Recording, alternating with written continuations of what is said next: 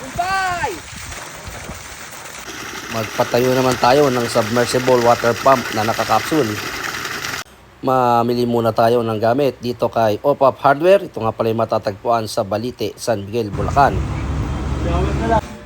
At dineliver na nga ang mga gamit natin para sa ating bagong project. Bilang panimula nga ay nag-order na ako ng 10 tubong D4 at 10 ono media. Para kung kulangin man konti na lang ating bibilin. At dito nga kami sa banda nato pumwesto. At day 1 na nga ng paggawa ng ating project, the submersible water pump.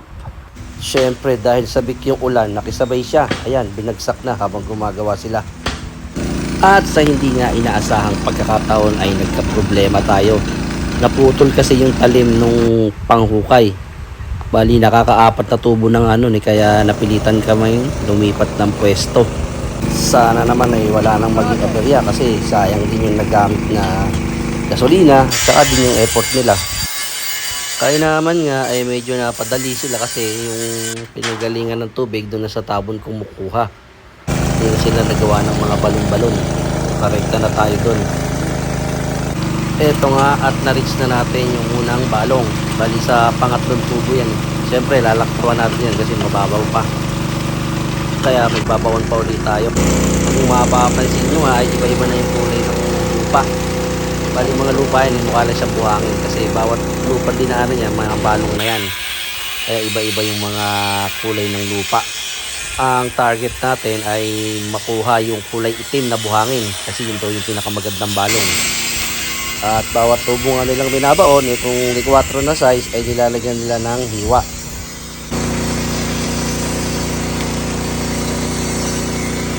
Ayad lang ako. Sa mga D4 tubo nga pala ay welding ang pandugtong. Hindi na nila gagamitan ng coupling kasi malaki na, babara, mahirap ibaon.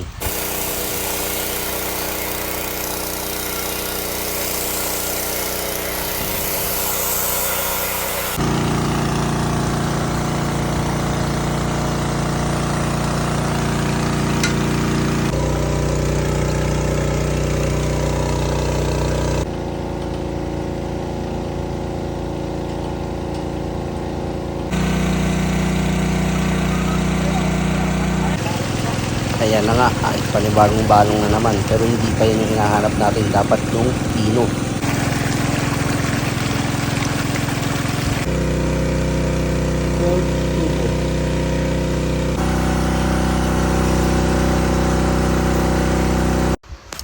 Ito na nga pala yung submersible pump na machine.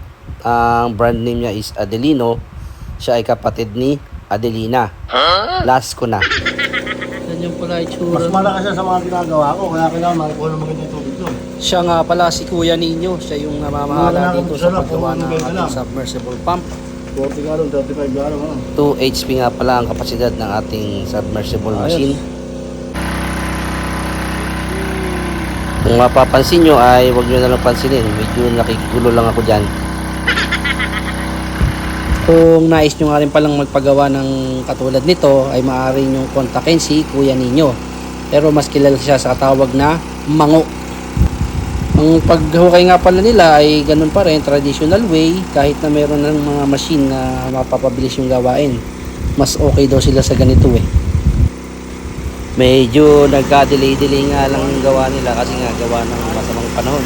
Dahil halos 2 linggo nga tayong puro ulan, di ba? Yun, at narating na rin natin sa wakas ang buhanging ating hinahanap.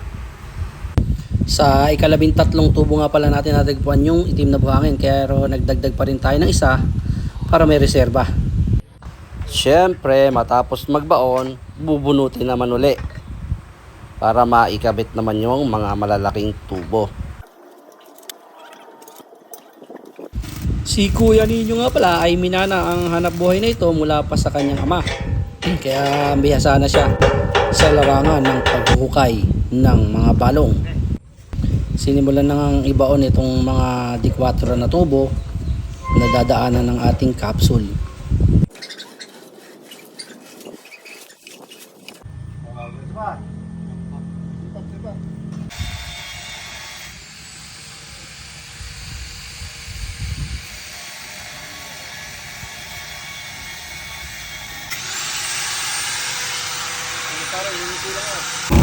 Tapos nang baon yung malalaking mga tubo, sinunod naman yung mga maliliit. Ito bali ay nililinis na lang yung daanan para suwabe pag nilagay natin sa ilalim yung capsule. Silipin nga natin kung ano meron sa ilalim. Parang daan na yun papunta sa mundo ng mga halimaw At nire-ready na nga natin yung capsule. Papunta na tayo sa exciting part eh.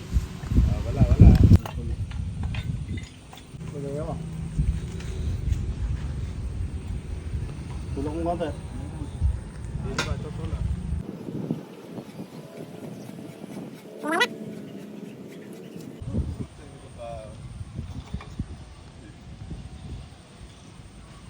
Formal ako yung ano tawag dito arc ay ano Nakilalo kita.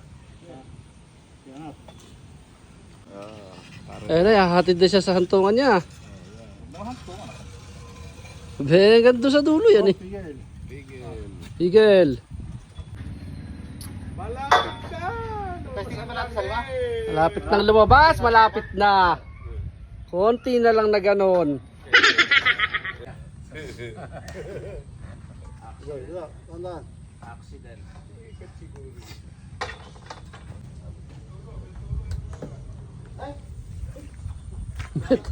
May tulo ba? Yeah? Ayos ah. Parang mapupuno yung isang drum sa isang minuto.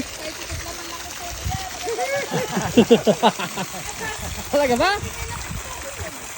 Lulod kayo yung tilapia mo. Kalawali na to. So, kumaway ka muna dyan. Ang anim. Ano yung tapon? Ako kayo na ng tapon eh. Stress, yung gano'ng kuryente.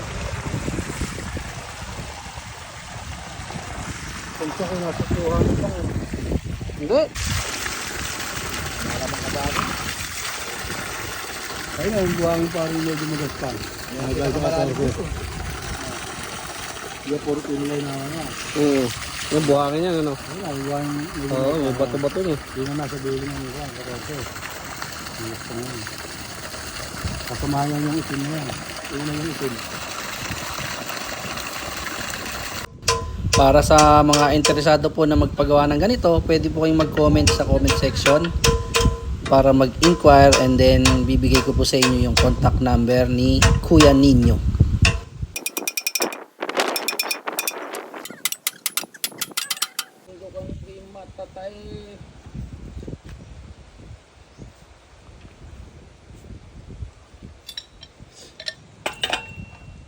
Capsule isang Goku.